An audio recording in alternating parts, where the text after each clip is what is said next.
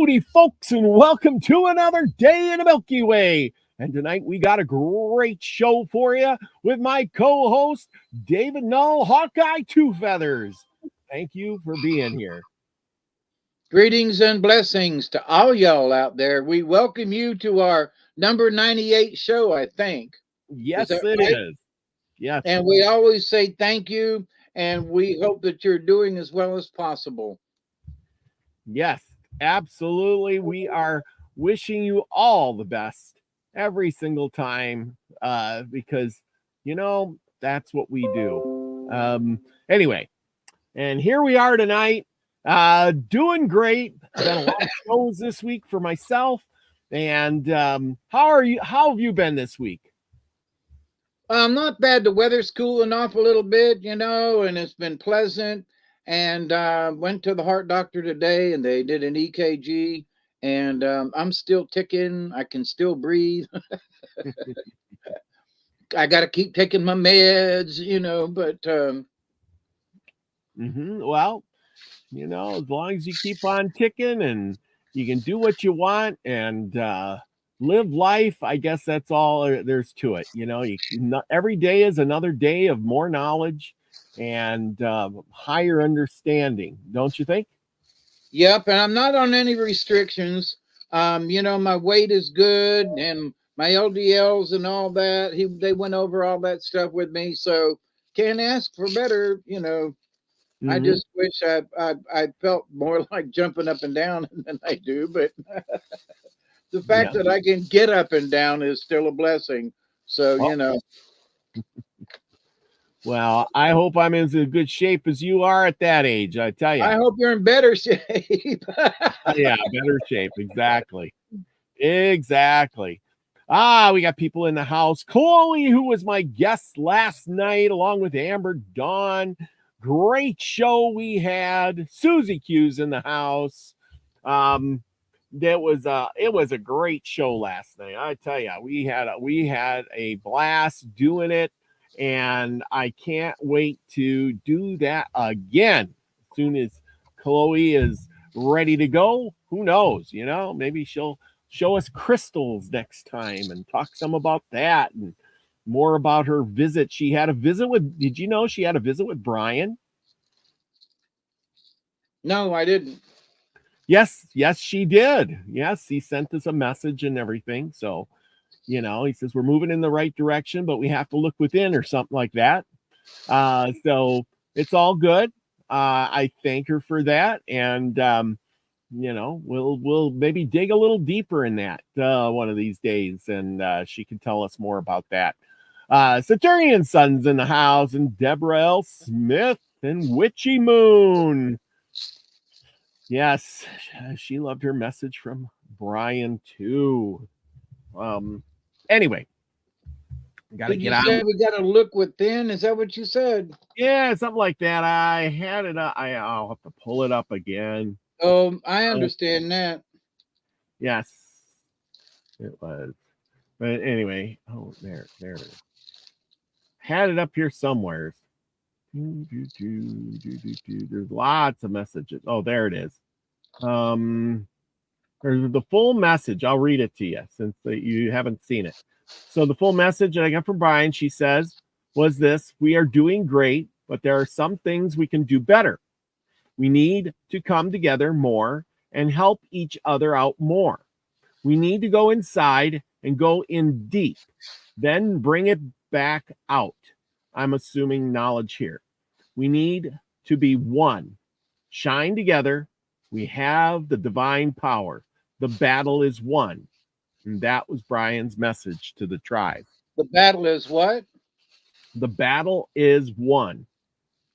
I suppose he means that, we need to be one, united. Shine together, united. Use our powers together. We have divine power. Use that divine power to shine together. That means use our powers together. And I'm still looking for people who would want to participate with Trina and I and Delabor to see our shining powers. So if you're interested in that, give me a shout and send me an email. It's in the description description below, milkywaysoultribe@gmail.com. And we'll get on the list. We're going to do a small group of 5, maybe 6 people. And we will get together and try this out. Trina's got an idea, and we need participants. So there you go. Anyway, like said, that says we have the divine power. The battle is won.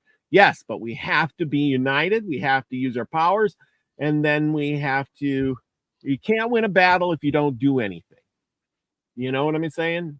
The battle is won. I think, in more or less words, you have to do these things in order to get the battle won. You can't just sit back and say, "Yep, battle's won." You know, I mean, nothing works like that. Never. You know, it's never been that way. You always have to. You have to do the work in order to win. So we have to go inside and go in deep, and then bring that back out. So that's where your divine power, your shine is, down deep. And we're probably just skimming the surface. But anyhow, back to our main show tonight. We got Saturnian Sons in the house. Let's see, Max G. Thank you for coming. Oh man, I haven't seen Max G in a while. And Musgrave Griffin, Jeannie's in the house. All right. Howdy, everyone. There you go. And Saturnian Sun says the battle is never won. The work goes on forever. That is kind of right. You know, I had a thought. Maybe you can converse with me on this a little bit. You know, they always say, "Oh, there's God and the devil," right? And there's this raging battle that goes on and on and on. But God always wins in the end, right? That's usually how the story goes, right? You know. But I'm thinking about it, and I'm thinking, okay, so if I'm the devil, and there's this raging battle we have, and God always wins, why do I keep playing? What's the point? You know, I mean, if I always lose, I never win. I never get to be the top guy. I mean, I'm already defeated before I start. So, you know, you're right. It's chaos, but, you know, it's very defeating. I mean, see, if this was true characters, you know, real beings, you know, if you knew you were going to play a game and you were always going to lose, then why would you play? To mess with the other guy's head. Yeah, but wouldn't it get, after eons of playing, wouldn't it just be like, you know, get tiring? At least I would think so. You know, I mean, yeah, I'm always going to lose. I mean, you see it when you play a game with somebody. They play, and then eventually, I never win. I never beat you. I don't want to play. Well, you're getting better. Maybe someday you will win, but you know I'll always lose. Anyway, Michelle Can-Am-Free is in the house. Go is in the house. Or maybe, yeah. Anyway, Scotty boy. He says it's the love of the challenge. Well, maybe he's right. Yeah, that's a good way to put it, I guess. Okay, so tonight we're going to go back to the mayhem of destruction and conquering and all that good stuff, as usual. Now, you know, most murder of the time, and pillaging, murder and pillaging, death and destruction, conquering and slave labor. That's the theme of the show tonight. Anyway, so, you know, we're always talking about the East Coast of the United States area most of the time, with the how the Pilgrims came and they got conquered. They conquered the Indians. They gave them diseases. They fought with the Cherokee. They rounded them up. They put them on the Trail of Tears. They you know, moved across the plains. They made them hunt and fish and well, not hunt and fish, but I mean hunt and give them all their furs and kill all their animals and then give them their land and eventually they had nothing, you know. Well, on the other side of the United States, the Spanish were doing the same thing, only with a grievance way worse than the Americans did. And I came across that story in this book, which is The Adventures with Indians, which it has a lot of little adventures in here. And this sparked my interest because it was only a couple of pages long. So then, of course, I had to do a lot of research, which I have lots to present tonight. But I'm going to go on with the story first, and then we'll get to the heart of it, because this was a really short story from a book. And this book was written in, when was it written here? Comprising the most remarkable and personal narratives of the United States. Oh, it's got some beautiful pictures in here. It was Indian captives. If I can find the story or the date. It's old. It's an 1800s book anyway. I know it's an 1800s book. I'm sure it's from the or late 1800s, 1880, 90, somewhere in there. It's like all the rest of the books I got. I can't find it at the moment. Okay, so we're gonna go to New Mexico. That's where we're headed tonight. Put on your way back caps, people, boys and girls.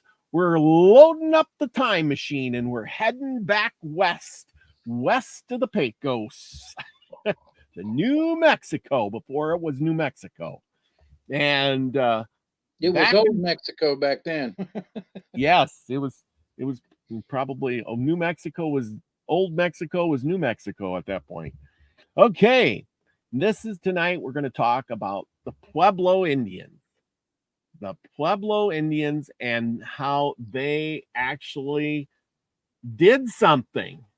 And when you hear this story, you're going to think of us. This is why I'm going to put it. You're going to have to think of us today. Think of us in the world we live in and the conquerors that are conquering us maybe in the future here. So, and then put it that way. Anyway, here we go. All right, I'm going to change the screen a little bit. There we go. I'm going to do that. Now, if I mispronounce these names and you know them better than me, pipe right up and don't be afraid. Okay? Because I'm going to do the best I can at pronouncing. You know my tongue does not twist in a certain fashion. Okay. It's called the Insurrection of the Pueblos in New Mexico. And New Mexico is one of the oldest settlements in America. Did you know that?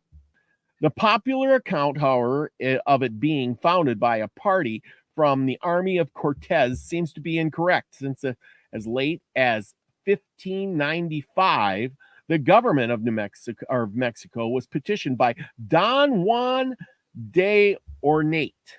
I think that's how it's said, Ornate.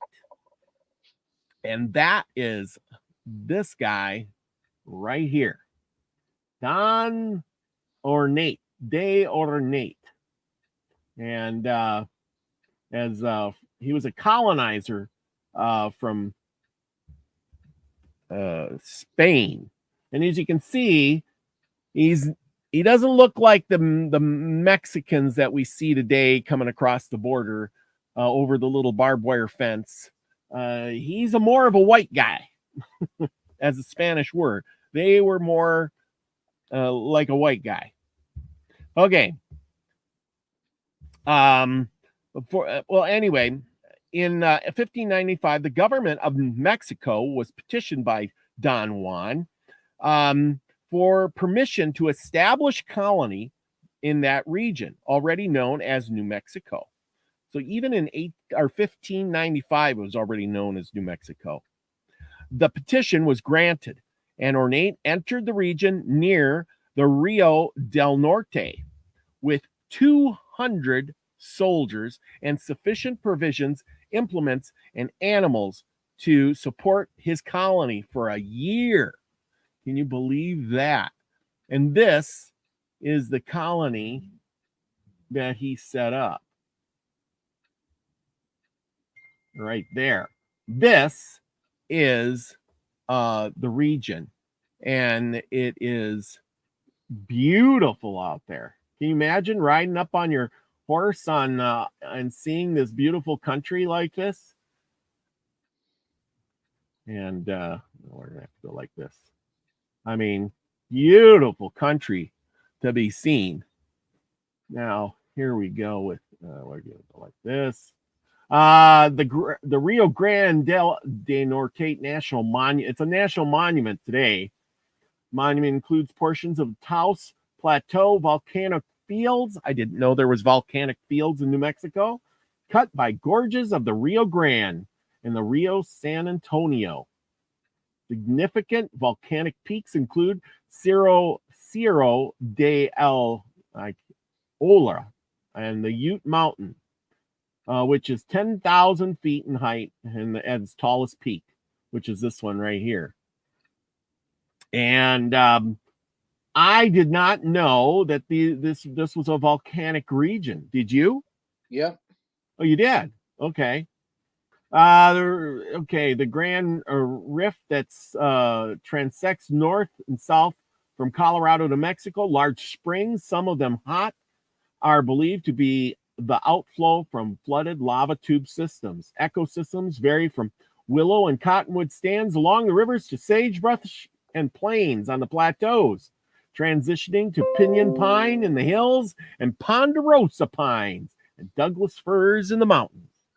The monument provides habitat for a variety of residents and migrant birds. Large mammals include elk, mule, deer, pronghorn, bighorn sheep, as well as predators such as cougar, bobcat, river otters, black bear, and coyotes. The plateau provides winter range for many of the large grazing animals. And I do have a map for you here. If we can get to it. There we go. There's the Grand. So this is the area that he would have been going to. And this is what it is today. But, it was all free range and run around. I mean, there's nothing there. Okay. So now that we got this, he had 200 soldiers and sufficient provisions, implements, and animals to support his colony for a year. He was honored by the king with a hereditary title of Marquis, the offices of governor and captain general, a loan of $20,000, privilege of working the mines, exempt, listen to this, exempt from taxation and absolute power over the Indians. Under such extensive privileges, New Mexico advanced rapidly in wealth and importance. The Indians were Christianized or put to death. Doesn't that sound familiar? Yeah. Yeah. You want to join? Yeah, you get to be you get to join or you get put to death. So you got these Pueblo Indians living in these huts or houses, as we noted. We've done the Pueblo Indians before. I got to slow down talking. This is who they are. Remember, they lived in these clay built houses. This is kind of how they would have dressed back in the day. They made beautiful pottery, and this is what you would see if you would have seen the Pueblo Indians at the time. Very colorful, aren't they? Very colorful. They seem to put their hair into buns. I think that's a Spanish style almost. And here we go back to this guy. This is the guy who was going to conquer them all. And he has statues to this day. So, under such important. Okay, the Indians were Christianized or put to death. Many valuable mines were discovered, and the Spanish colonists conducted themselves with that recklessness of human life. the grievance for gain that opened a violation of justice to the Indians, which had disgraced their conquest in the southern provinces. So basically, they seen the Indian population. They knew they were kings of the frontier, and so they basically Christianized the Indians, made them slaves, and put them to work in the mines. Because, as you know, out in those areas, there will, it's plains and desert and stuff like that, but there is valuable resources such as silver, gold, copper, things like that.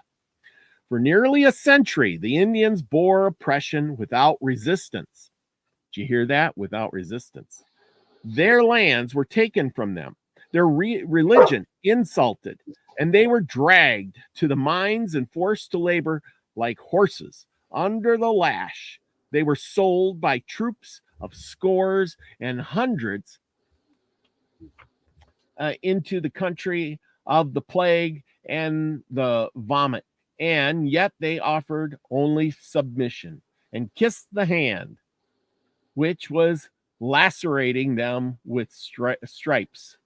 So, first off, did you hear $20,000? They gave him $20,000. You know how much $20,000 would have been worth back in those days? A lot. Yeah, that would be like giving somebody a couple million, a couple million and 200 soldiers to do your bidding. And of course, I'm sure he brought other people along with. And then he enslaved the population, made them work in the mines. And no wonder why the area grew in wealth, and because he didn't have to pay taxes on it either. It was like free money. You gave me $20,000. You gave me all these troops, and I enslaved the population. I'm putting them in the mines. I'm making money hand over fist. Let's go, people. Let's go. And remember who was making the money. It wasn't the Indians. No. Absolutely not. They was prosperous only to the Spanish. Only to the Spanish. By the way, remember, when this goes back a ways, what gave him the right? What gave Spain the right?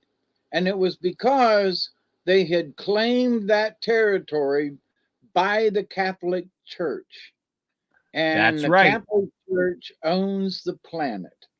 And so what gave them the right was the fact that they had, said, "Whoa, we claim this in for Spain, and we claim all this land. We can't even see it all, but we claim it." So it's ours, and that gave them the right to walk in there with as many people and do whatever they wanted. That's absolutely it. The Pope said, "Go for it." The king said, "We will," and they claimed it for God and country. And the Spanish were ruthless. You thought that the English were bad. You thought that the Americans were bad, or the British were bad. Heck, these Spanish guys put them to shame. Here's your conquistador, Juan de Ornate. He was a Spanish conquistador with all, he came in with soldiers and power and just, put everybody to work. Here, even, to this day, he still has a tombstone out there. So anyway, from the feasible route from the Atlantic to the Pacific through the Rocky Mountains, extended today the great trunk lines of telegraph and railroad at city of El Paso. So El Paso is named after him. Anyway, they got statues of him everywhere. So and they call Columbus a bad guy. Columbus didn't even set foot on this ground. See, the guys that came after Columbus were the real terror of the streets. You know what I'm saying? Yep. Yeah. So anyway, they march in on their horses, and I can imagine what these Indians were thinking. Holy cow, what are they doing? Look at they're dressed in armor. Ornate route on the Camille Reel.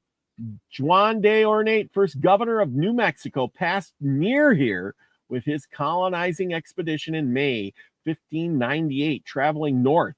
He designated official campsites called Padres, I guess, on the Camille Reel, used by expeditions that followed. In Ornate's caravan were 129 men, many with their families and servants. Wow. See, I told you it was just more than just that. So anyway, in this beautiful land, you imagine? It's like, let's stake out a claim right here. Yeah. So anyway, and let's get on with this. This is beautiful country. But we went through that and this one. Okay. Well, anyway, about the year, but the day of reckoning was coming. About the year 1680, a great warrior from a distant tribe appeared among the Pueblos, or Christianized Indians of New Mexico. His eyes burned with indignation as he looked upon the oppression of his countrymen, and with a spirit worthy of Montezuma, whose descendant he professed to be, he contrived a plan to emancipate them. Passing from tribe to tribe, he exhorted the chiefs of each to unite together, to appoint a day in which to rise upon their oppressors, and then to massacre every inhabitant. Okay, so in this book, it never gave that guy's name. Okay, so I had to really look on this. This talks about Coronado, and he was even before that, and he went there to look for silver and gold, and he's seen the wealth and what he did when Coronado came. This was before Ornate. Coronado came to through there and was looking for gold like Cortez. And what he did was he would stop in these villages and he would deplete the food supplies because he had, hundreds of men. And these Indians lived on little next to nothing. And, the 1,000 men he had with him would eat up their supplies in no time. And so he'd move on from tribe to tribe. Coronado's troops summarily evicted the residents of each pueblo with nothing but the clothes on their backs, whereas many accounts imply the villagers left peacefully. Some say they struggled or they had battles. Of course they would. And then they refused to give up more of their food because they needed it to survive the winter, but he didn't care. Coronado ordered his men to take what they needed by force. The post-harvest corn stalks, normally saved for cooking and heating fuel during the winter, was fed to the Spanish livestock, leaving the Pueblos both hungry and cold. The soldiers raped the women in the Pueblos. The Tiwas retaliated in December, killing some of the expedition's horses and mules. Coronado responded by declaring war of fire and blood, which is known as the Tiwax War. He dispatched a large force of soldiers to attack the neighboring Tiwa village, Arenal. They killed all of Arenal's warriors, including burning 30 men alive at the stake. I told you it was going to get bloody and gory.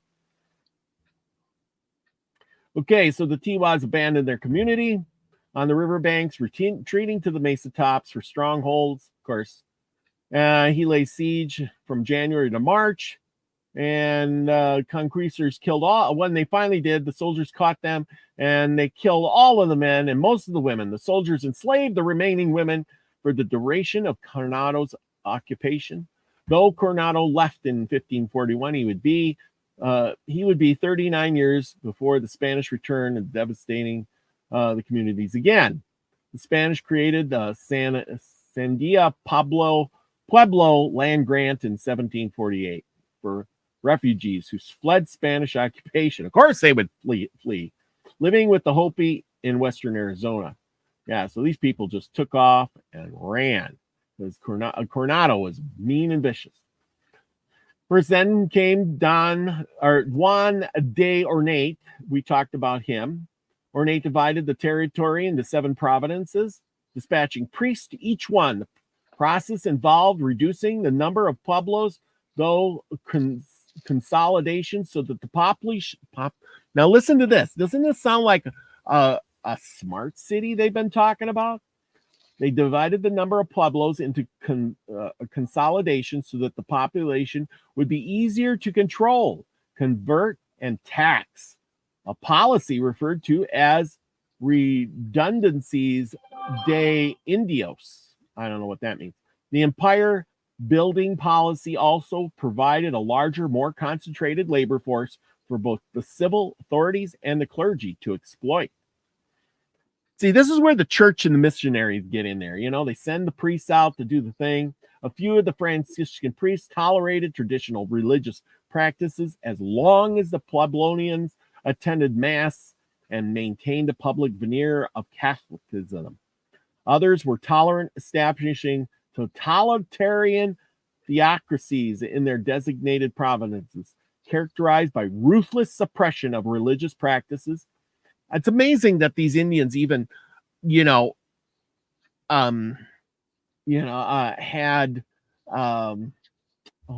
even kept any of their original.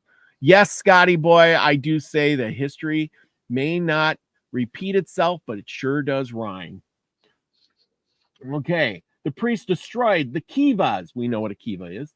Forbade ceremonial practices and desecrated or destroyed sacred objects. Yeah, that's what they do. The policy of and accommodates which authorized demands of fiti tribute and labor from the natives. So basically work, give us all you got, and go work some more. High taxation, low compensation. Created a strain on the civilization that already struggled to survive the winter months without starving. Remember, they're living in the desert. You can't do much. In response, the Pueblos frequently rose against their oppressors. The uprisings usually involved a handful of Pueblos with insufficient warriors and weapons to be successful. The Spanish authorities often discovered and ruthlessly crushed rebellions before they could organize effectively. They killed the dissidents or sold them as slaves. Yeah, that's what we do to them. Sell them as slaves. In 1598, it didn't take long. Remember, they came there in 1540 with Coronado, and by 1598, and this was when the Pilgrims were, just colonizing Massachusetts there. They were barely getting a foothold in there, and these guys are demanding a food tax demanded by the Spanish. The Acoma leader Zutanapac found out that the Spanish intended to invade Acoma. He was aware of the brutal and extreme retaliation experienced by other villages initially. Acoma tried to negotiate, and Ornate sent his nephew, Captain Juan de Zadavar. I can't pronounce these very good, but to the Pueblo to consult with him. When Zandavar arrived on December 4th, in the middle of winter, 1598, he took 16 of his men up to the basin and demanded food. After being denied, the Spaniards assaulted some of the Acoma's women, provoking a confrontation with the warriors of the village. A fight ensued, leaving Zandavar and 11 of his men dead. Didn't end well for him now, did it? When Ornate learned of the incident, he ordered Juan. This is a part where the Spanish really, or the Americans, or whoever it was, you kill a few of their guys, they come back, and they kill you all. That's what they do. Ornate, yeah, and nobody asked them to say, well, why did you kill them? Well, because they came in and raped our women. That's right. That's right. Well, yeah, but that's okay. Is that all they did? Yeah, you took our food, you raped our women, you assaulted our men, and we were supposed to just lay down and let you do it. Okay, so now, without even reading this, I know it's going to happen. This is the same thing. He ordered Juan de Zadavar's brother, he had another brother, Vincent, to punish the Acoma with about 70 soldiers now. Vincent it left San Juan Pueblo in late December, arriving in Acoma Pueblo On January 21st, 1599, a battle began in the following morning, January 22nd. It lasted 3 days, and on the third day, Zandivar and 12 of his men ascended to the mesa and opened fire on the Pueblo with a cannon.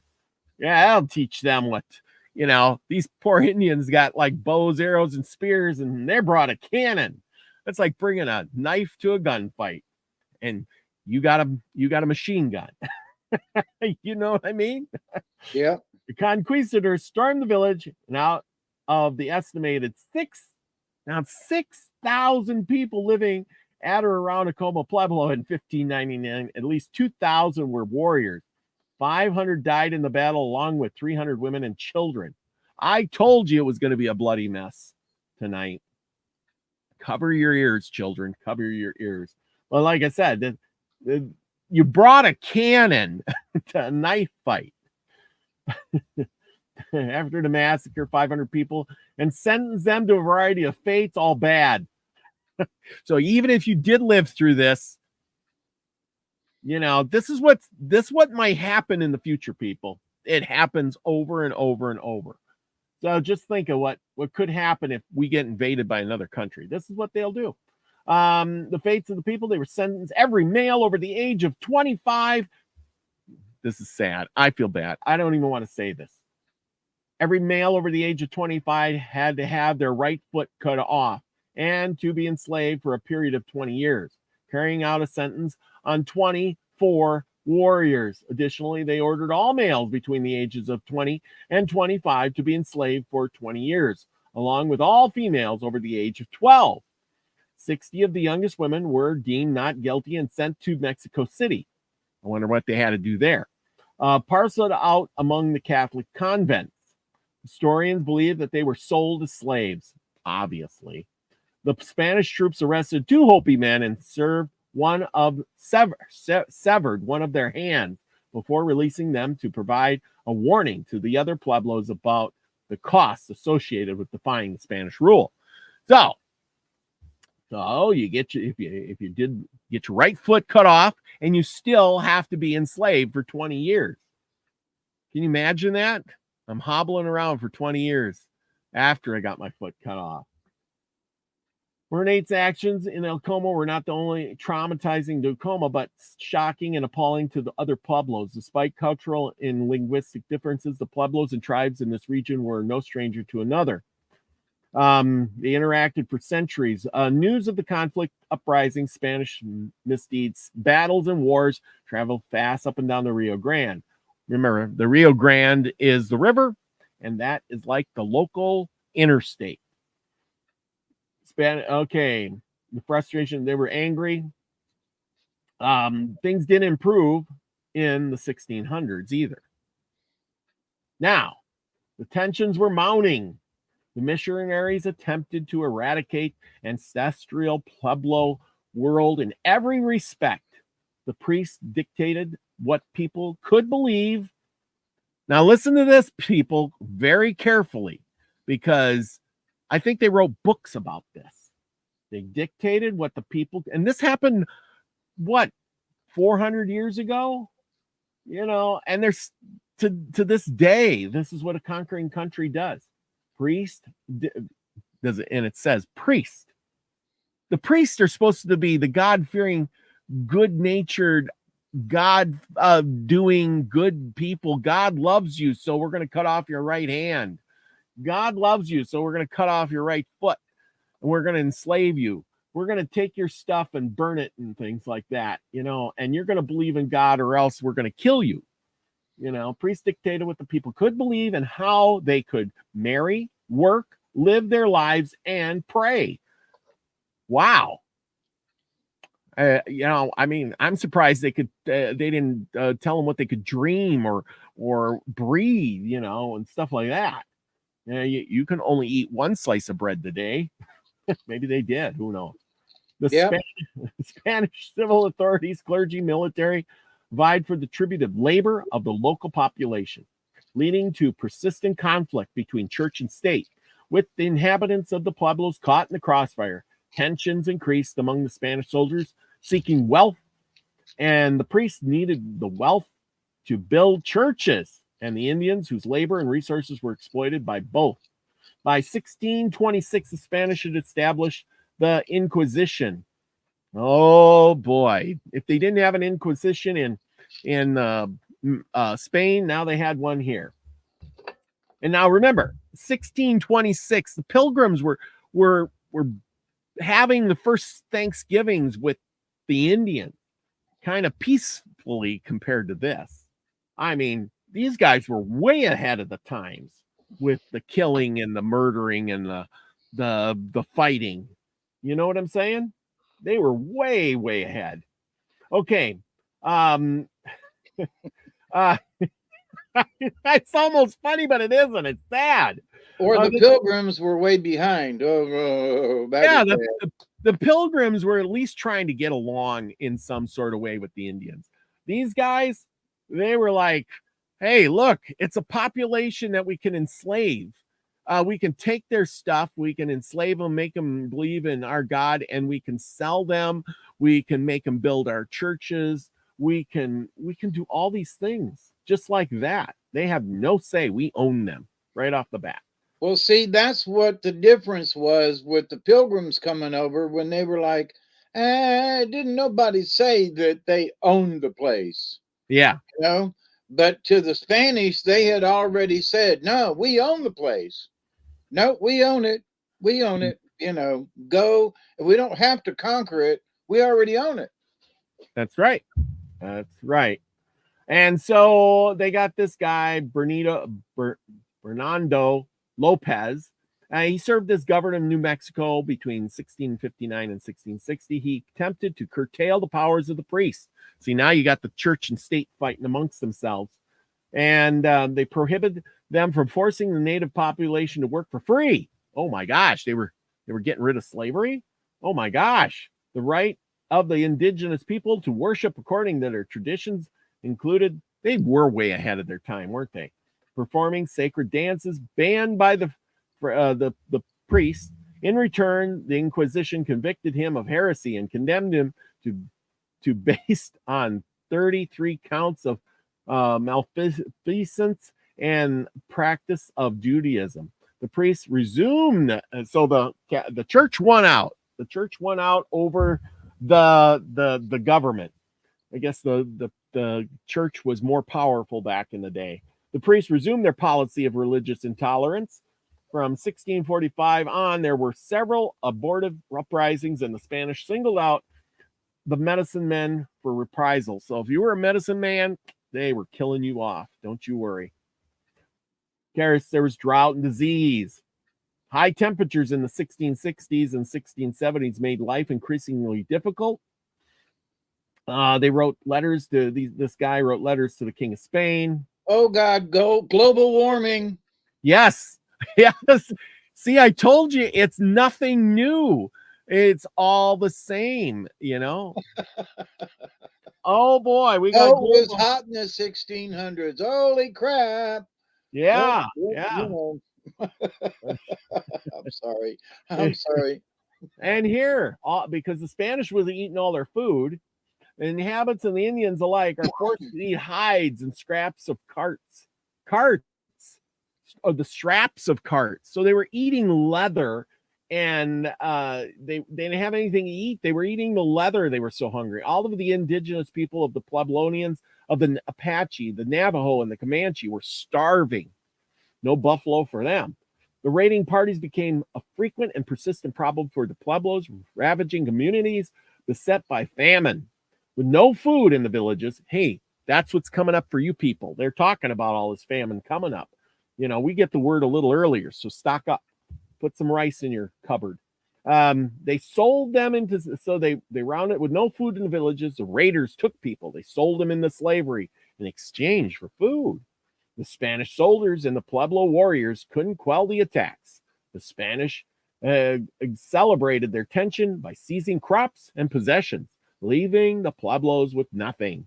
The Pueblos attributed their hardship and the prolonged drought on the disruption of their religious practices. A population estimated to be 40 to 80,000 in the mid-1500s was reduced to an estimated 15,000 by the late 1600s.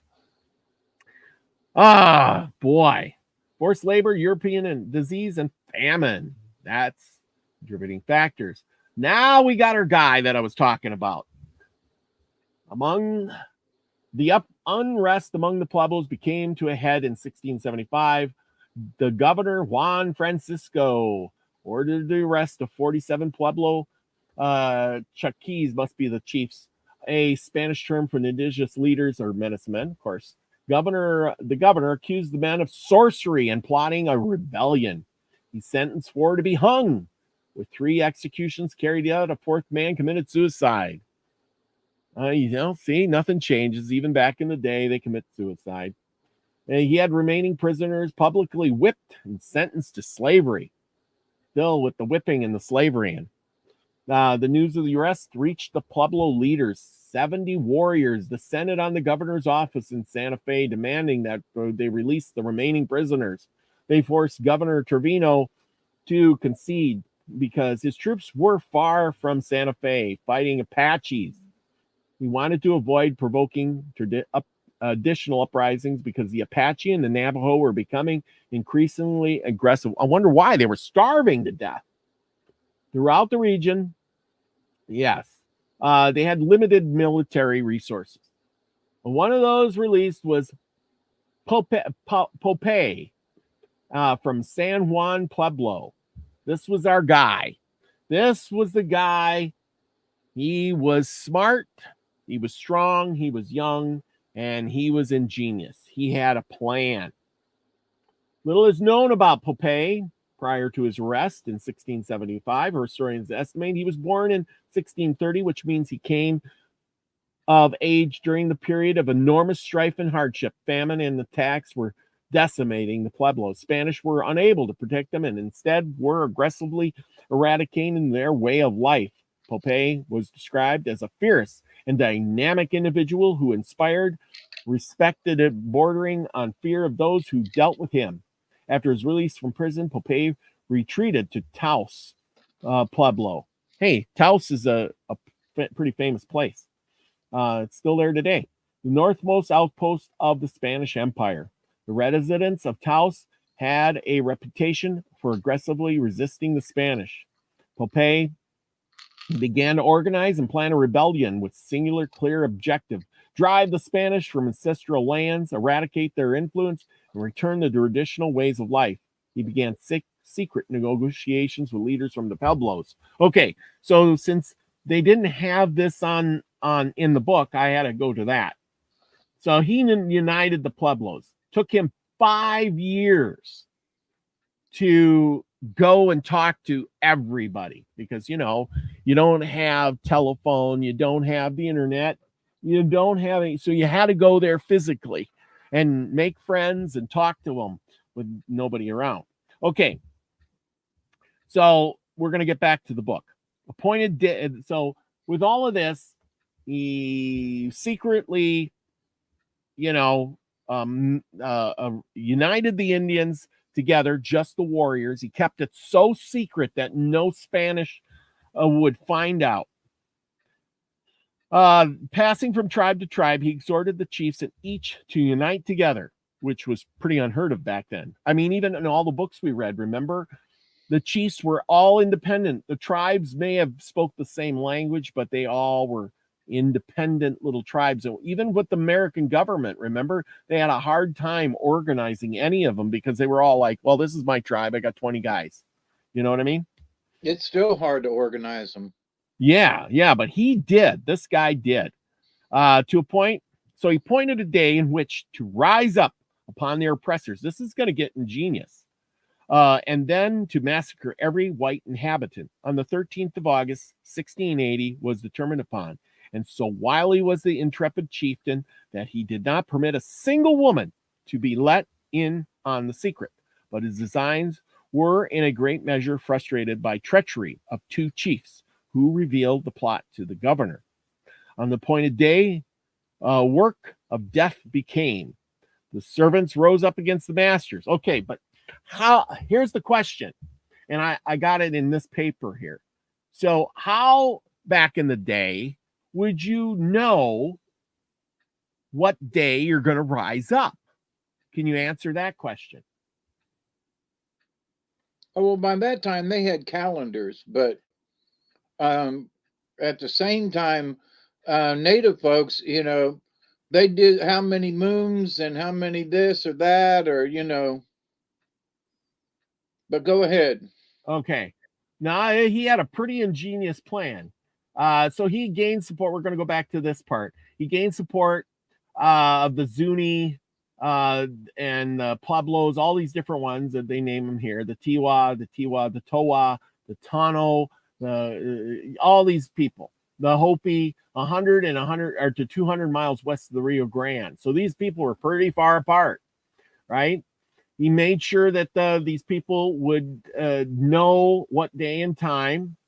Otherwise, they wanted to gain their independence. They know they all spoke a common language, and they spoke Spanish by 1680. Okay. So this is how he did it. From his base of operations in Taos, Pueblo, Pope and his Confederates laid out their plan and coordinated their attack. The date set for the uprising was August 11th, 1680. He dispatched runners to all the Pueblos carrying knotted cords. He instructed the Pueblo leaders to untie one knot from the cord each morning. When the last knot was untied, that would be the day for them to rise against the Spanish in unison. He told each Pueblo to raid its mission church, kill the resident priest and Spanish settlers. The Pueblos planned to destroy the outlying Spanish settlements and converge on the capital to kill or expel the remaining Spanish. Southern Tiwa leaders warned the Spanish about the impending revolt. The Spanish intercepted 2 of the runners on August 9th. They tortured them until they revealed the significance of the knotted cord. The Spanish population of about 2,400, including mixed bloods, the Indian servants, retainers, etc., Providence and Santa Fe was only significant town with a mere 170 soldiers available for defense. The leaders of the rebellion realized their plan had been compromised, so they decided to start the revolt the following day. They dispatched runners with new instructions. But the Acoma, the Zuni, the Hopi didn't get the memo. In time due to the vast distance between Taos and the western Pueblos. They adhered to the original timeline.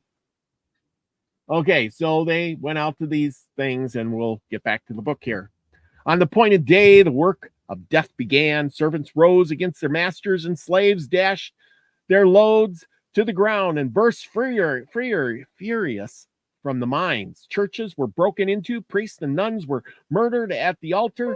Men and women, children were involved in one slaughter. Governor Otterman had hastily exhorted the inhabitants to join him in Ishla. They were met on the road and massacred. The frightened remnants gathered within the fortification of Santa Fe and other cities. 500 Pueblos besieged the capital. They encamped in the deserted suburbs and offered the citizens alternative of massacre or immediate evacuation of the province. All they wanted the Spanish to do was leave. They didn't want to kill them all. They just wanted them to leave. Just take your stuff and go.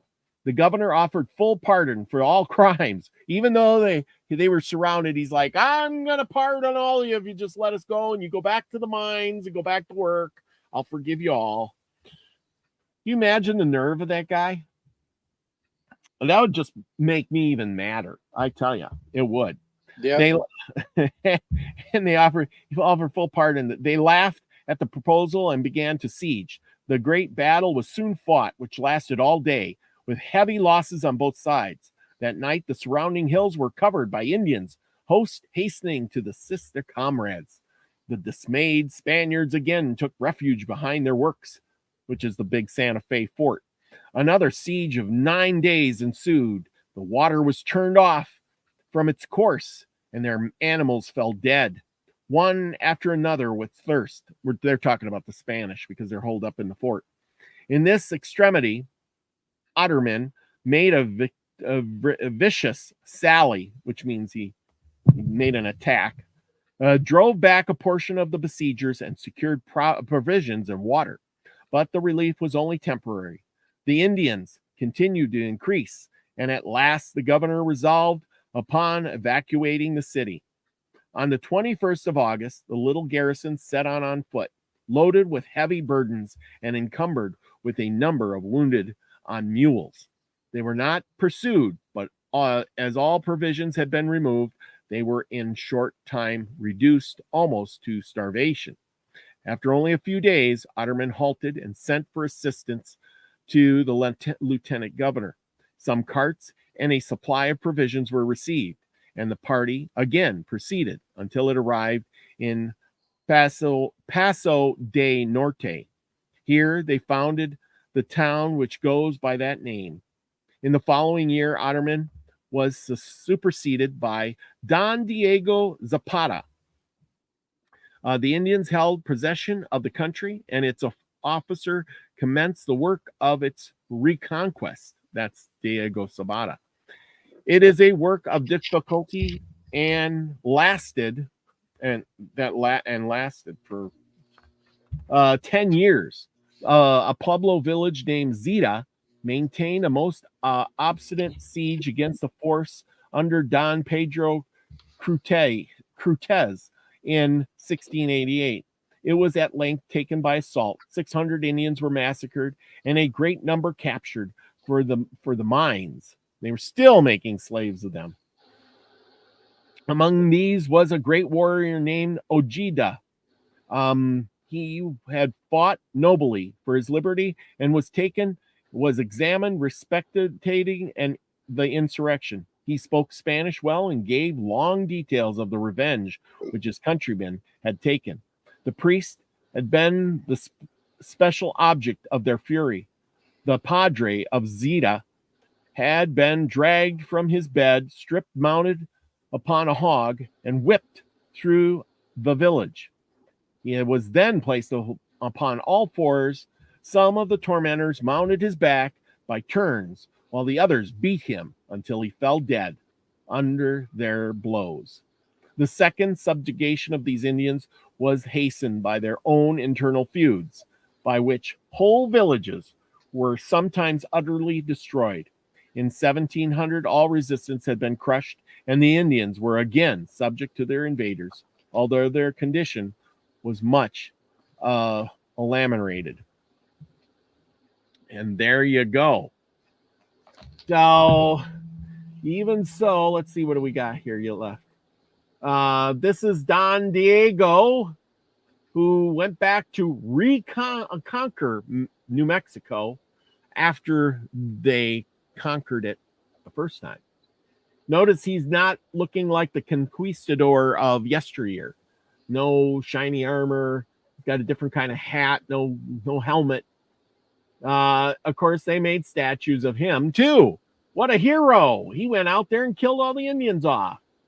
He enslaved them, forced them to work in the mines and chop their hands off. Yay! I'm just joking, people.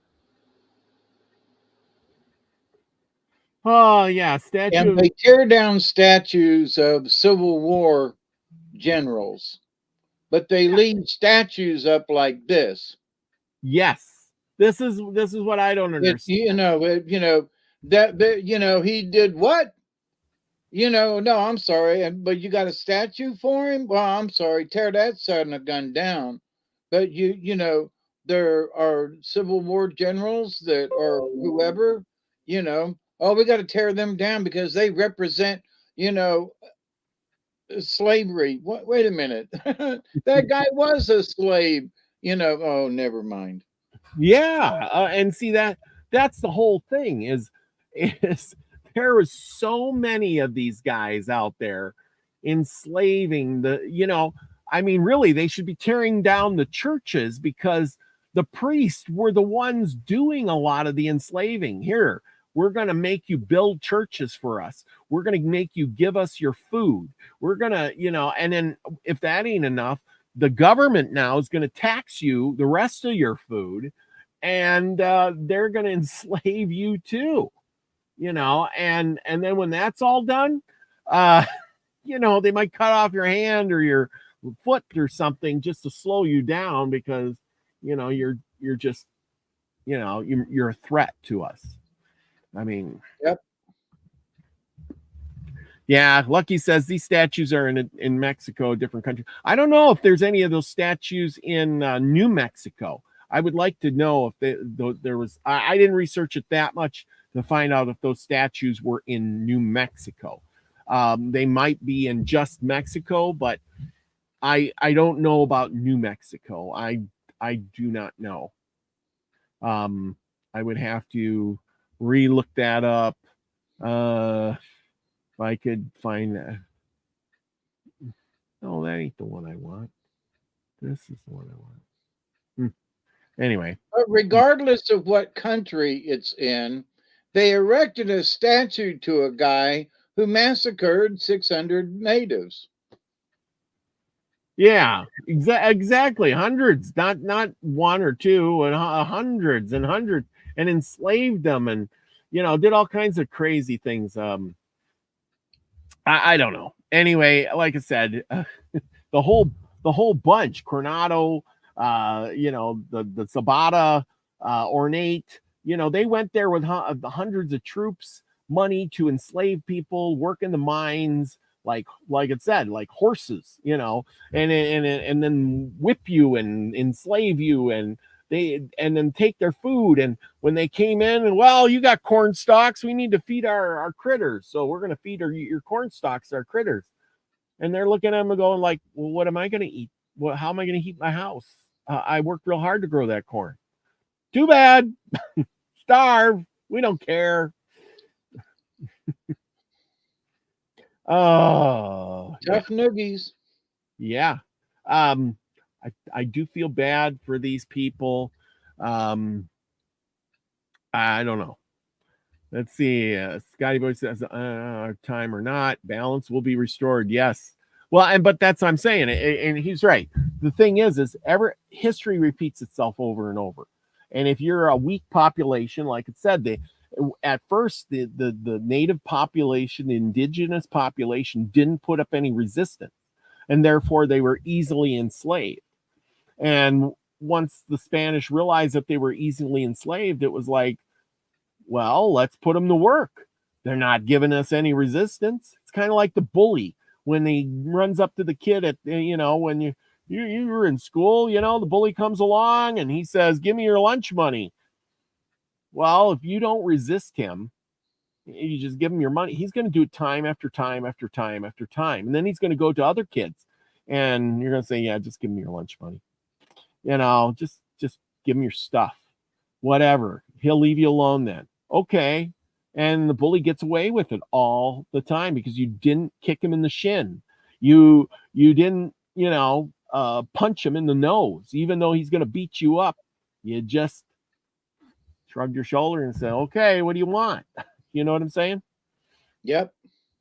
Happened today. These, yeah, but I think Scotty Boy's right. He's saying it happens today in the lithium mines, on the cobalt mines in Africa and stuff. These people are getting the kids out there and they work for $1 a day or something crazy like that so they can feed their families. What really all they are is slaves that get paid. And then you go home, you've got just enough to eat. I had a friend of mine who moved to Mexico several years ago.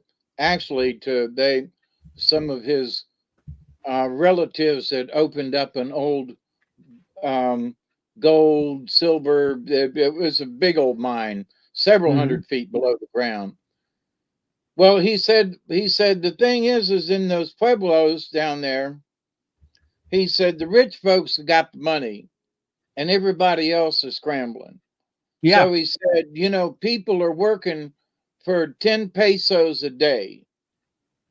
Well, 10 pesos equals $1. Yep. At least it was at that time. It was a 10 to 1. So they were working for $1 a day U.S. money. But the thing is that you know there's nothing there. If there's it's mostly desert area. These people have lived there a long time, and so they get paid, but the peso, compared to the dollar, if you got paid $1, it was almost like $10 because you had a real dollar, you Yeah. know. And he said, my friend said, he used to pay they had a maid because, anybody that made any kind of money had a maid because people were, it was easier to hire somebody to be a maid or a butler or whatever than it was for them to come begging at your door. Mm-hmm. So, and a lot of Mexican people were too proud. So, for $10 for 10 pesos a day, you got a maid who came in and cooked and cleaned and did your laundry and everything, and she was happy that she got 10 pesos a day, Yeah. $1. And that was just a few years ago. So, this economic slavery, it's still going on. Oh yeah. Yeah. I mean, really, in all respects, we have economic slavery right here in the United States. I Oh, mean, yeah. think about it. How many people out there work for minimum wage or just a little bit more? I mean, how do you make it nowadays on, say $8 or $9 an hour? You can't. You just I mean, $9 an hour, and say you live 20 miles away, you're going to spend that first hour working for your gas money. And that's not even counting the taxes they take out of it. And then that second hour is going to pay for maybe your lunch. And then that third hour, well, now you're actually going to make a few dollars. And by your fourth, fifth, sixth, seventh, eighth, ninth hour, or whatever you got to work, now you made a few dollars. But then you come home and you got to pay your taxes and you got to pay your rent and your food for the night and all these other things, your clothes on your back and your boots and shoes and your whatever, your cell phone you want to have, and maybe some TV and relaxation. You don't have anything left. You got to go back to the grindstone and do it all over again the next day so you can, have some place to sleep, eat, and whatever. I mean, and you just never get ahead. It's a never ending process. No matter how you work, you could work 2 jobs and all you're getting, where you're getting out of those 2 jobs? Nowhere. You got food on your table. You work 2 jobs. That's what you got. You pay the roof over your head and, they got you. You can't think. You can't sit down and you work in 2 jobs. You can't sit down and enjoy life. You can't read a good book. You don't have time for learning knowledge and growing spiritually. You can't advance how are you advancing yourself if you're working all the time? Really? I mean, I know when I'm at work, I have a really hard time doing anything but work. So 10 hours a day, I am focused on work. And that's literally it. And and when I get home, I got a few hours to maybe read or do this show, but I'm getting ready for work. And then I'm so happy that I have a day off, because if I had 2 jobs and I had to work on my day off, I wouldn't even be able to do the show. So anyway, that's what I see. So I don't know how you look at things, but I don't know. I don't want to be tied, so much. Like Scotty Boy said something about mortgage. Yeah. When you get a mortgage, that's so much. And I don't want to get a mortgage that's like these guys are paying.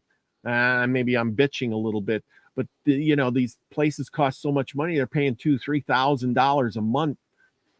Dude, you get sick, you get hurt, something happens to you and you miss a payment. Well, then what do?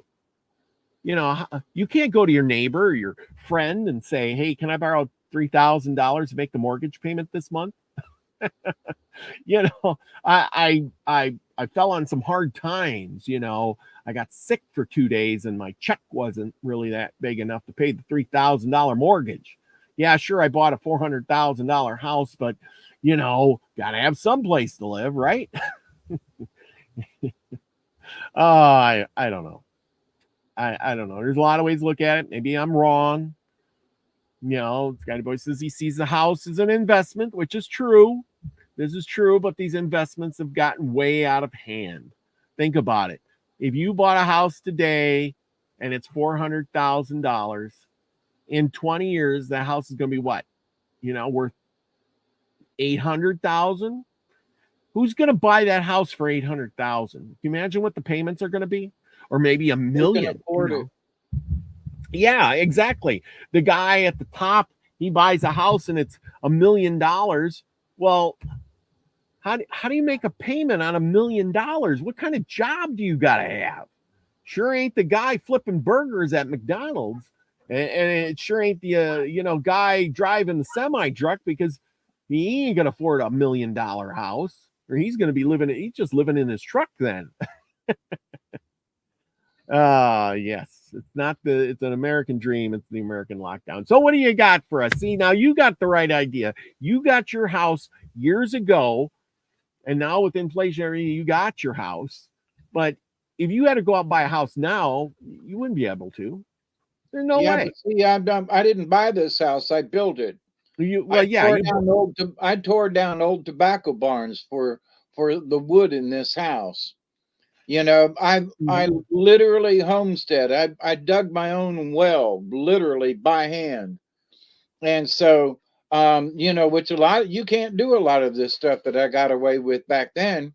My neighbor, he'd moved an old trailer out and put a new one back in, and all this noise up on the hill today. And I was like, wonder what all this machinery is. And now the new houses or newer, he put in a double wide trailer up there. That all of the electric lines going into the houses and stuff nowadays are now buried. So it's like, I'm watching these guys, with a ditch witch, and I'm like, what the hell are these guys doing? And across the yard, they're going with this thing, and I'm like, oh my God, they're burying the wire. It's still got a telephone pole, power pole that goes up to the transformer and everything. But as far as a power line dipping down and going over to the house, they don't do that anymore. And I'm like, when did they change that rule? So, but a lot of different things that, so I couldn't have got away with that back in the day,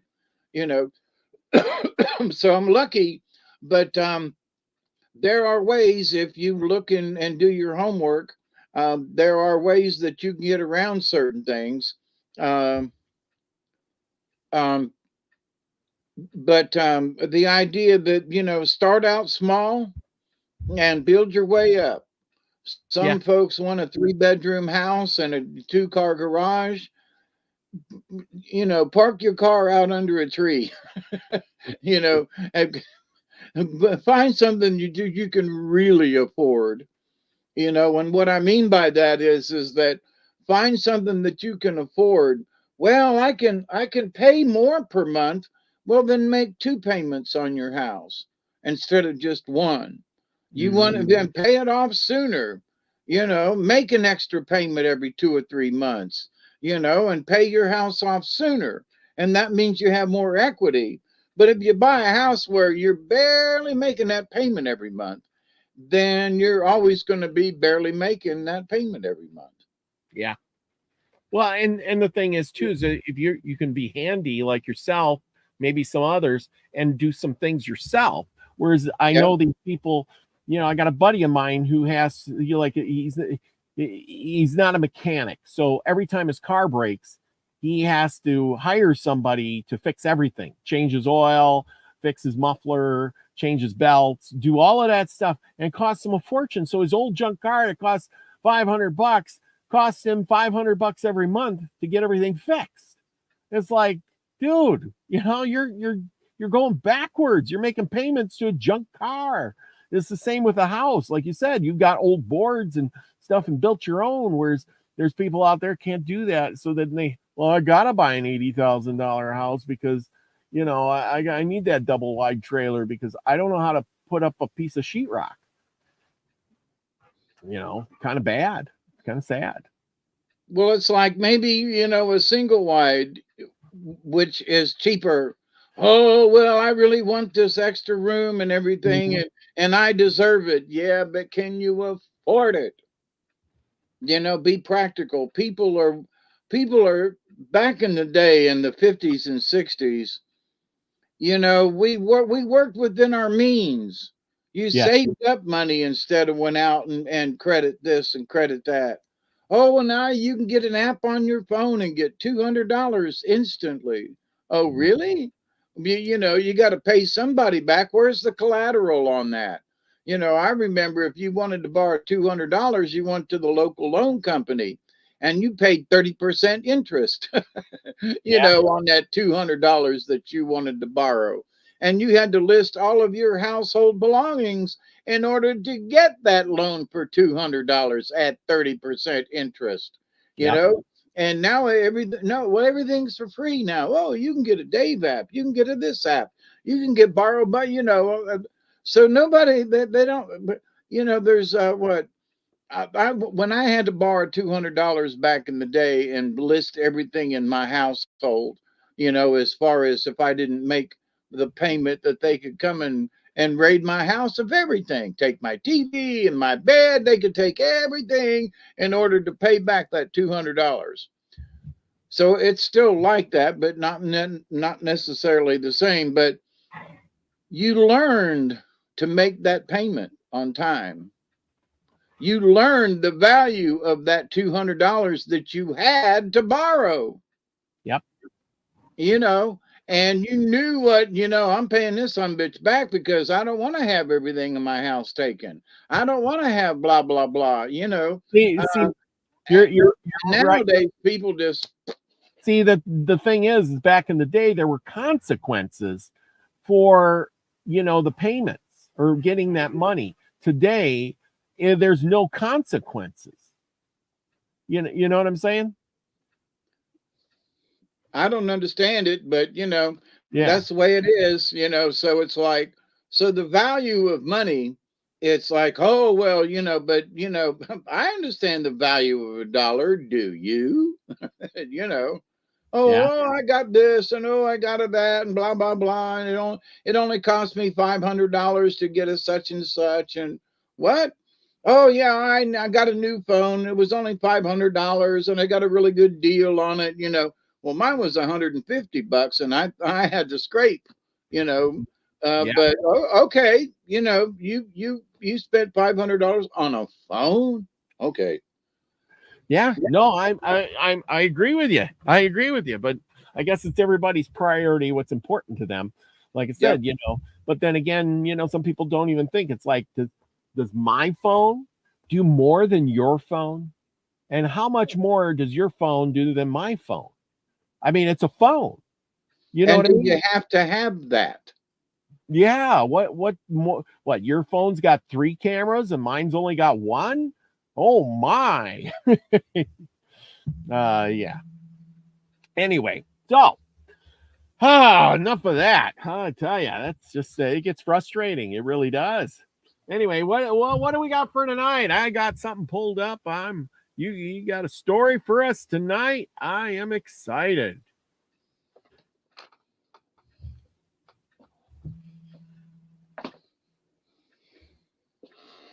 I had to chase away a prehistoric bug. Oh, yeah, you have bugs there. We got people in the house. Mary Wins is in the house. Lucky Stone. He says interest rates are above 20% now. Debt is killing people. Yes, it is. Because you know what the worst part about it is debt, the interest rates were low. And so nobody had that interest to pay back, with 1 or 2% or no interest at all. Like you could borrow money to get a car, 0 interest rate for the next 5 years. Well, heck, that's a great idea. but now you got to pay some interest. That makes that car payment go way up, even if it's at 5%. But cars cost, $80,000-$90,000. Some of them, even a cheap one's $50,000. So you got 5% on there. That's a killer, And Travis is in the house. Thank you for coming. Did I miss anybody today?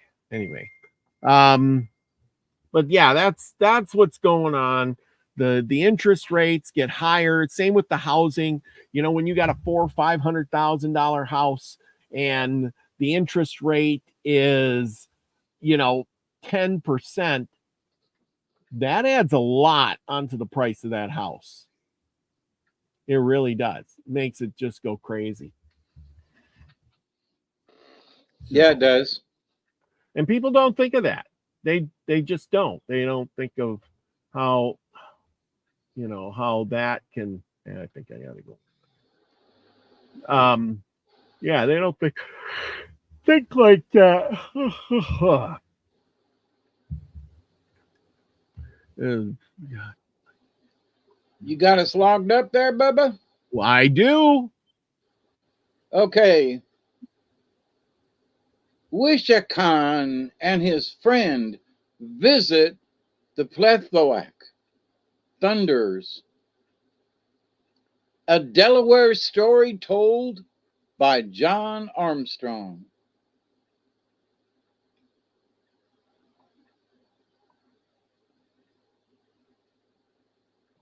And here we go with an old man and a little boy. As the story begins, an old man and a little boy lived together with great affection. They were not relatives. They called each other friend. One day the old man put on new moccasins, fixed new feathers in his headdress, trimmed his hair, and painted his face. The little boy, watching him, asked, "What are you going to do, my friend?"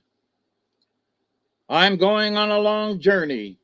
I want to see what there is in the world." "May I go with you?" "If your father and mother are willing." The boy asked his parents, and they gave their consent. His friend gave him a new bow and arrows, trimmed his hair, painted his face, and put a new feather in his headdress. They set out together. When night came, they made a fire in the woods, ate, and slept. They traveled many days. At last they came to a lake so broad that they could not cross it. "How can we get to the other side?" asked the boy. "We'll make a canoe," said his friend. "Will it take long to make a canoe?" "It will not." The old man looked around in the woods till he found a hickory tree. He pulled the tree up, stripped the bark off, and made a large canoe. The next morning they put their bows and arrows into the canoe and started to cross the lake. Toward night, they came to a low island, and without going on shore, they fastened their canoe to the bulrushes. "How can we sleep here?" asked the boy.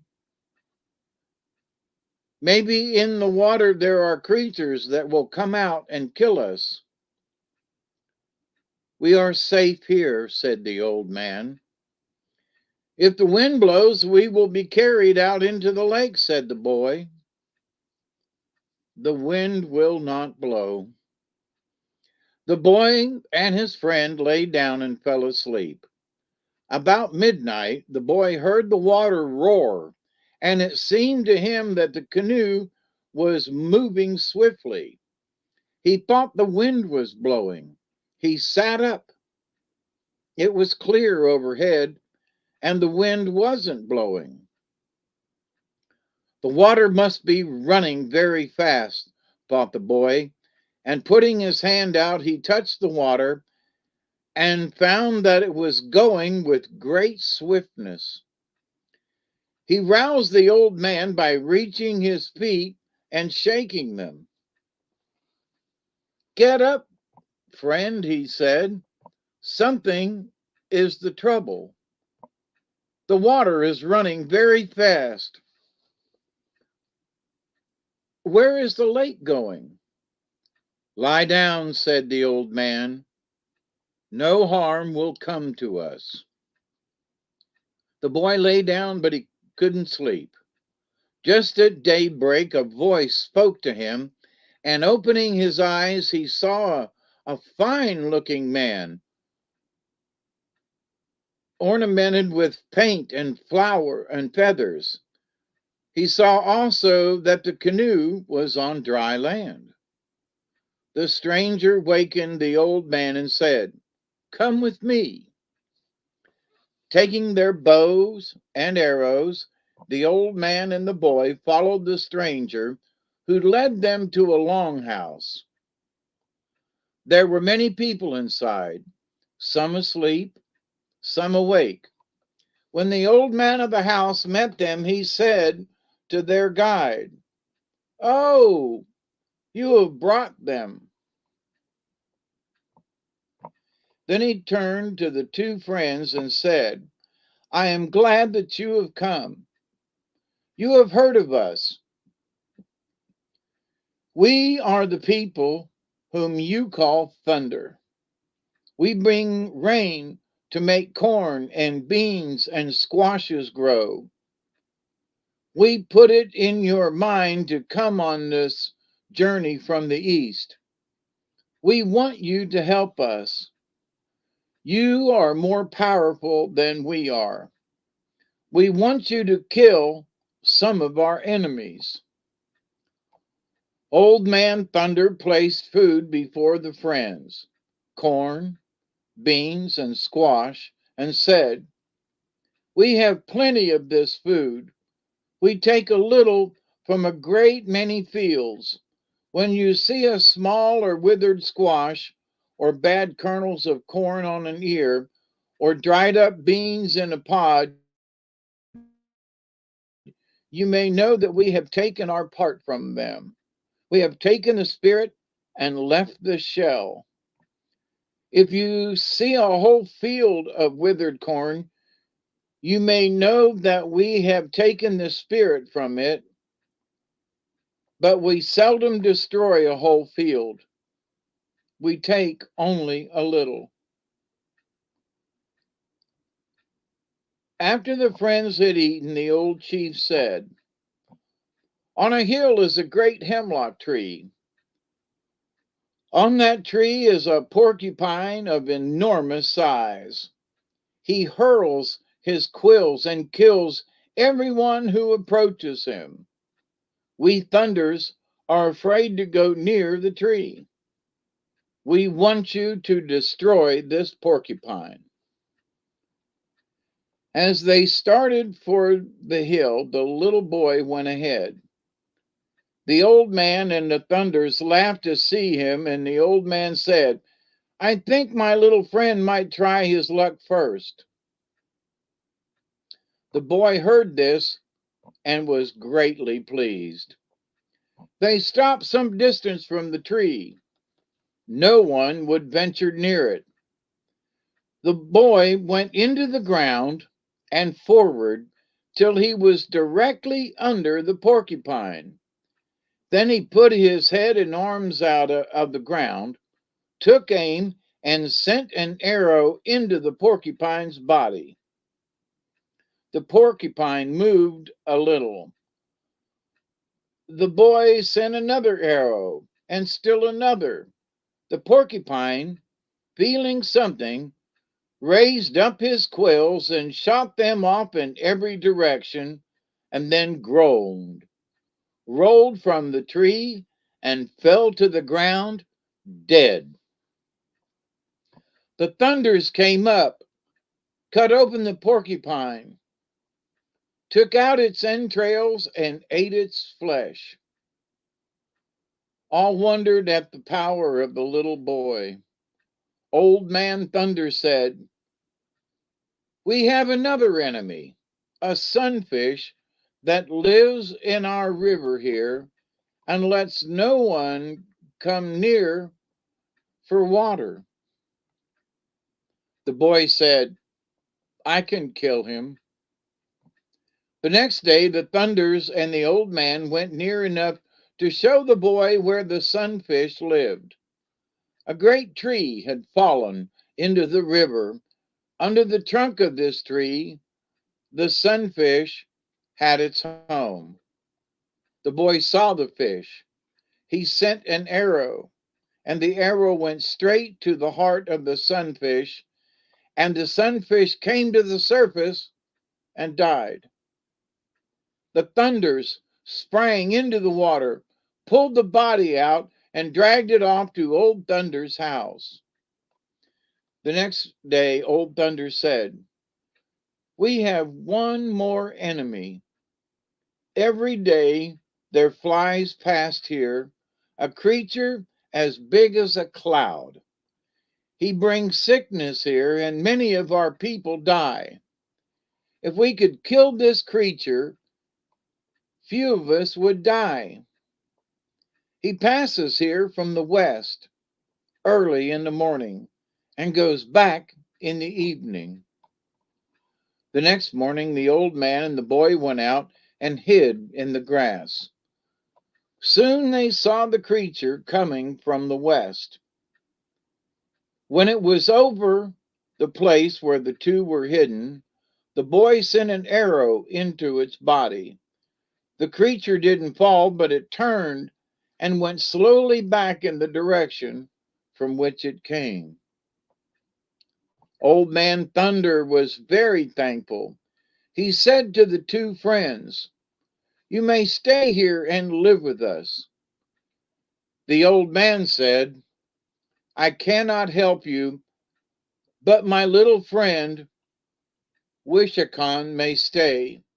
He is so powerful that he will be of great assistance to you. We will go to your place tonight," said Old Man Thunder. "We will carry you with us in the clouds." When they came to the old man's place, the council house was full of people. As Thunders entered, they began to dance. When they shook their heads, lightning flashed around the room. The chiefs said, "Our grandfathers are here tonight. They may do us harm." For a little while, Thunders quieted down. Again, they got excited in the dance and shook their heads till lightning flashed everywhere, and the people were frightened.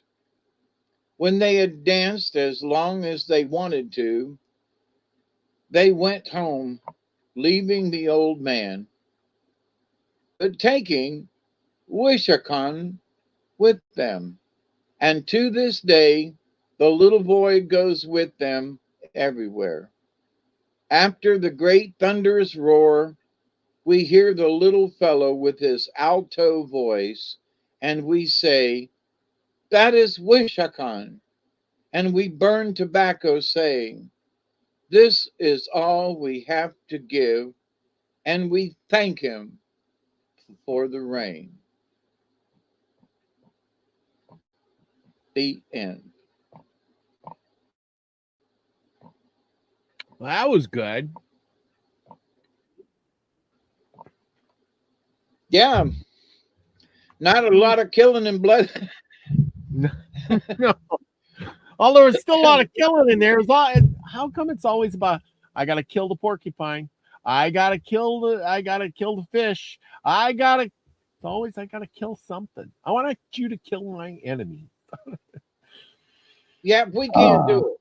But but well, at least it was just one. It was a yeah. porcupine, and it was a sunfish. They couldn't get near the water, so all right. Well, Mhm. kill, kill, kill, kill, kill. Yeah, yeah. Well, even in the mother stories, a lot of times, let's play a game, and the winner gets to chop off the other's head. It's like, Yeah. wow, how come it's always, well, if I lose, I get my head chopped off? And they don't seem to be embarrassed by it either. It's like the old man played with the young boy, and the boy won, and the boy just chopped his head off. What did he do? He said, well, I guess you won. I'm going to lay down here and you start chopping right here. I want you to, it's like, what the fudge? You know what I mean? It's like, oh, I lost. Chop my head off. Oh, Danny's in the house. There you go. We doing another one, or you got cards? I got cards. All right. Oh, I didn't check on the next story, and I don't know how long it is. So, okay. But I did pull cards earlier, so we'll go with that. Okay. And here's a card that I pulled earlier today, which is like, all right, Badger. Badger. Thank you, Scotty boy. Badger is aggressiveness. Badger, badger, badger. Until you reach your goal, know the inner power that lives within your soul. Badger is vicious and attacks with powerful aggression. Badger is quick to anger and quicker to pounce. The power of Badger's medicine is aggressiveness and the willingness to fight for what it wants. The very thought of facing a badger makes other animals run for cover. Like skunk, badger's reputation precedes it. Its hissing fangs will tear less aggressive opponents to shreds. Badger is the medicine of many powerful medicine women. Ooh, they'll snatch your face off. For Badger is also the keeper of the medicine roots. Badger sees all the roots of Mother Earth's healing herbs hanging in its burrow home. These roots are a key to aggressive healing. Roots can ground negative energy into the earth by allowing illness to pass through a body into the ground as neutral energy. Badger medicine people are quick to act in a crisis and they do not panic. If Badger is a part of your medicine, you are quick to express your feelings and you do not care what the consequences are. Badger people oftentimes insist on carrying the ball for the touchdown. This attitude, however, does not endear them to their teammates. Now, this was an upside down contrary card. Oops, here comes Badger upside down and fuming. This could mean that you are being chewed out by someone else, or that you have expressed your anger in an unhealthy way.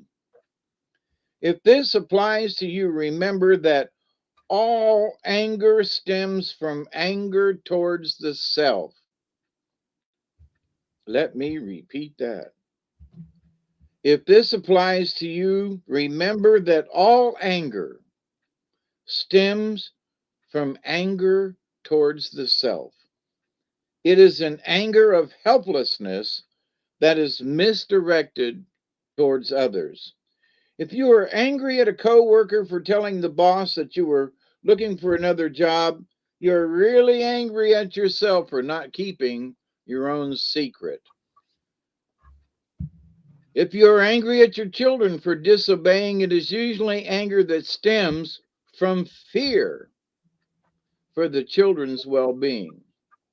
This self anger condition is usually present when you have silly accidents, falls, cuts, and scrapes, or when you find yourself bumping into the furniture. Badger, in the contrary position, can issue in a time of reflection on what you feel helpless about. Is it your lack of aggressiveness or initiative? Is it your fear of being blasted or belittled if you present a new idea? Maybe it is time when you need to get in touch with your own jealousy or envy of others who are willing to put themselves on top through hard work. In the reverse, Badger teaches you the pitfalls of shyness and insecurity, as well as of misuse or vicious aggression. Go to your feelings. Maybe you just need to let off some steam. If so, scream into a pillow and then punch it a few times. It will surely put Badger back into balance. Badger can be a difficult medicine, and learning to use it properly is a rare gift. In another context, contrary Badger could be calling you to use herbs and roots to, to heal your body. Badger reverse may also be putting you on notice to be aware of those areas in your life that need the input of someone else's aggressiveness and their aggressive creativity to spark your own creativity.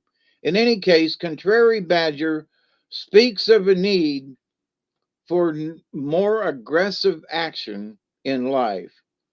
No more inactivity can prevail without creating pain of some kind. Let me read that last sentence again.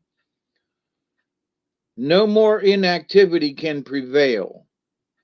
In other words, if you sit still without creating pain of some kind. So for me, if I sit still too long in this chair, my feet swell and I could have a heart attack. But inactivity, if you're inactive for too long, it can actually create pain of some kind. So that's Badger upside down. It doesn't mean that you get to be an a-hole. It means that maybe you need to be more aggressive with something in your life. Mm-hmm. I know for me, for today, after having been to the heart doctor and all, I'm like, I need to be more aggressive. If my back hurts too bad, it's too easy to just sit back down, And sometimes there are times when I need to keep walking, at least for a little while, So, we need to be aggressive in different ways. And, sitting down in one position too long will create pain. That's interesting. This is true. The next one, which I haven't pulled in a while, is Hawk. Ooh, Hawk. And Hawk is a messenger. Mm-hmm. And it was right side up, so that was good because 2 out of the 3 I pulled were upside down. Hawk, messenger of the sky, circle my dreams and teach me the message as we fly. Hawk is akin to Mercury, the messenger of the gods. Hawk medicine teaches you to be observant, to look at your surroundings. Observe the obvious in everything that you do. Life is sending you signals. Life is the initiation. If you pulled the Hawk card, then write down a clue about the magic of life is being brought to you. This magic can imbue you with the power to overcome a currently stressful or difficult situation. The test is your ability to observe the nuances of power lurking nearby. Is the power the talent you have and are not using? Are solutions always hard to find because you have lost the broader vision of Hawk? Or is the Great Spirit displaying a gift that you need only to receive? Have the colors of the morning inspired you to create?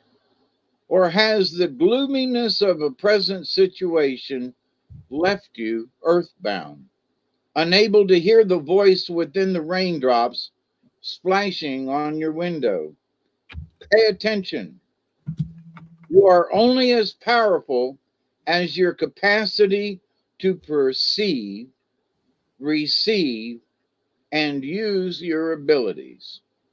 I got to read that one again. Pay attention. You are only as powerful as your capacity to perceive, your capacity to receive, and your capacity to use your abilities. That's some pretty good wisdom right there. What is called for here is an intuitive ability to discern the message carried within the cry of Hawk. The shrillness of Hawk's call pierces the state of unawareness and asks you to seek the truth. The ancients recognized this magnificent bird of prey as a messenger bringing tidings to their earth walk, the good red road, from the world of the grandfathers and grandmothers who lived before them. If Hawk were to magically cry, it was a sign to beware or to be aware. This could mark the coming of a warring tribe, the birth of a child, or the celebration of counting coup. Hawk's cry signaled the need for the beholder to heightened awareness and to receive a message. So, Hawk's out there crying out to everybody to pay attention. Hawk medicine is a totem that is filled with responsibility because Hawk people see the overall view. Hawk is not like Mouse, who sees everything through a magnifying glass. Hawk medicine people are aware of omens, messages from the spirit, and the color of the calling card you gave them 3 months ago. No detail slips by them unnoticed. If Hawk has circled and landed in your card today, you are to be aware of signals in your life. So y'all pay attention. So notice and receive them. I'm always saying, accept and receive the knowledge and healing and the wisdom from the universe. So Hawk may be teaching you to grab an opportunity which is coming your way. Pay attention. On the other hand, Hawk may be bringing you the message that you could circle over your own life and examine it from a higher perspective. From this vantage point, you may be able to discern the hazards which bar you from the freedom of flight. Remember, Hawk has a keen eye and a bold heart, for Hawk flies close to the light of grandfather's son. So there, be aware. Not beware, but be aware. And maybe beware. And one of the card, because they pulled 3. And this is horse, which I haven't pulled in a while. And it was upside down. Now, horse is power. Let's see, what's the number 35? As in horsepower. And horse, I'm prefacing as I get there, 35.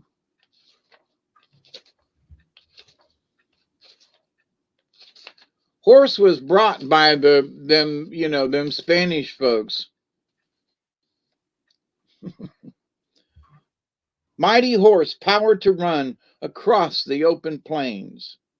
or to bring the vision of the shields dancing in purple dream rains. Stealing horses as stealing power was a statement made frequently in historical Native America and a reference to the esteemed role which horse played in the native cultures. Horses' physical power and unearthly power.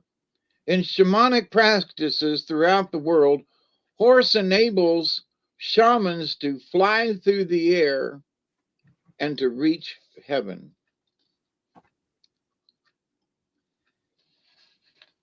Now, since it's contrary, I'm not going to read all this about the medicine man and how Dreamwalker spoke to each of the horses. Because, in the contrary, if your ego has gotten in the way, you may have failed to notice the lack of respect you have been receiving from others. You may, on the other hand, be struggling with others who are abusing their power. Should I say something? Should I fight my desire to put them in their place? You may be asking. Remember the times in your own life when you have fallen out of grace with the Great Spirit, and then have compassion for the brothers or sisters who are now doing the same. If you are overpowering another or feeling overwhelmed, horse medicine in both the dignified and contrary position is a simple reminder of how to balance your shields. In allowing all pathways to have equal validity, you will see the power and glory of the unified family of humanity. This is the gift of the rainbow warrior or the warrioress. The eye has no place in this whirling rainbow that comes from the great mystery and is replaced by the universal we. All colors of the rainbow and all pathways are honored as one. I got to read this one part over again. In allowing all pathways to have equal validity, you will see the power and glory of the unified family of humanity. Now, what does that mean that all pathways have validity? Well, I am who I am, and my life is my pathway. Robert is who he is, and his life is his pathway. We're not the same. We're similar in a lot of ways, but our pathways are different, even though they, run parallel at times. Well, but each of our pathways have validity. So simply because, we don't share the same values on all things, our pathways are valid. So the same is with each one of you out there. Your pathway is different from ours, but it's valid. Who am I to say, well, I don't think that you should be a brain surgeon, or I don't think that you should be a park ranger, or I don't think that you should be, a sanitary worker, or whatever.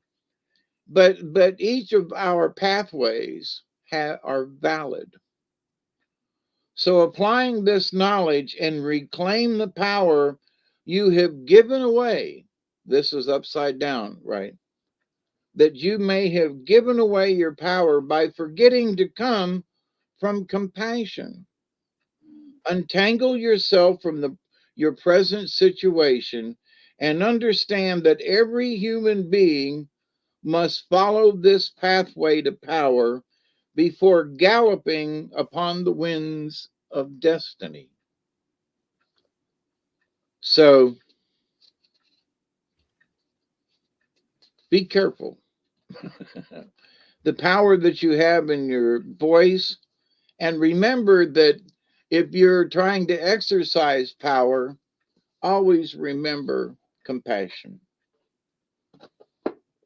If you show compassion with the power that you exert, you'll gain friends, and coworkers will like you. And but if you just go in there with this I am the king and everything without compassion, you'll have nothing but heartaches That's true. That is true. on all kinds of levels. Wow, we made it under 2 again. Just barely, barely, but we made it. We got 3 minutes or so, 5 minutes to spare, something crazy like that. But I want to say thanks to everybody for joining us tonight. We have a pretty good sized crowd in here tonight. It's been a lot of fun. I hope y'all learned something. Great stories.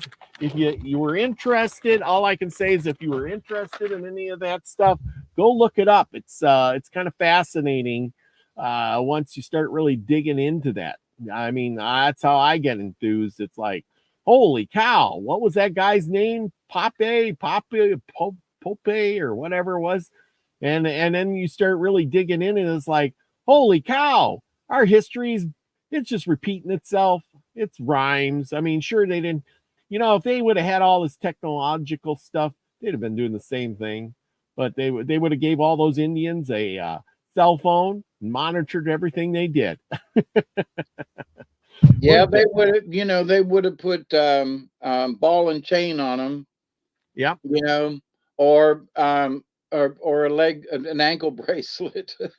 Yeah, that's right. Well, see today, back then they probably did put the ball and chain on. Today they don't need to put a ball and chain on you. They tell you, oh well, you need that TV, you need that thing, we're going to increase your rent, your taxes, you need that new car, you got to go to work, you got to work harder. That's the ball and chain that we have on us.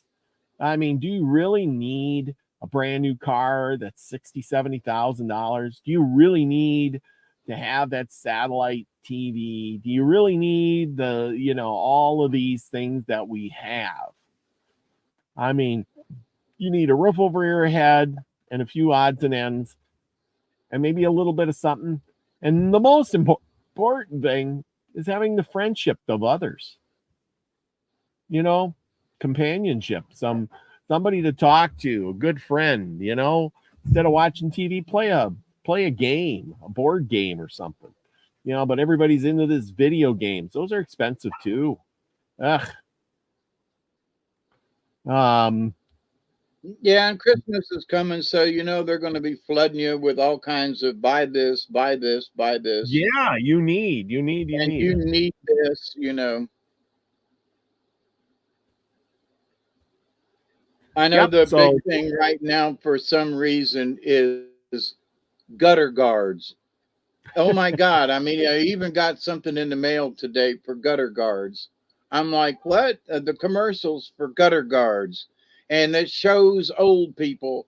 Oh my God, I can't clean my gutters. Gutter guards, what? It's just like, what? Now I know they've been talking about gutter guards for a while, but here recently, there just seems to be this big uptake in gutter guard commercials. What? Just saying. Well, a lot of it's all about what you may have said or thinking or something. Like me, I looked up t-shirts the other day, and now every ad I get is all about t-shirts. So anyway, so let's round it off there and make it a whole 2 hours. It's coming right up with thank you for being here again. As we topped out our 98th show, we're going to go for 99 and 100. We'll be right back. Anyway, with that, remember, go out and meet your neighbor. Like I said, those types of things don't cost you much. Just being friendly. We love nice. You. Yes, we do. Remember, the best thing in the world is go out, be frequency you want to receive, everyone. Love y'all. Peace, everybody.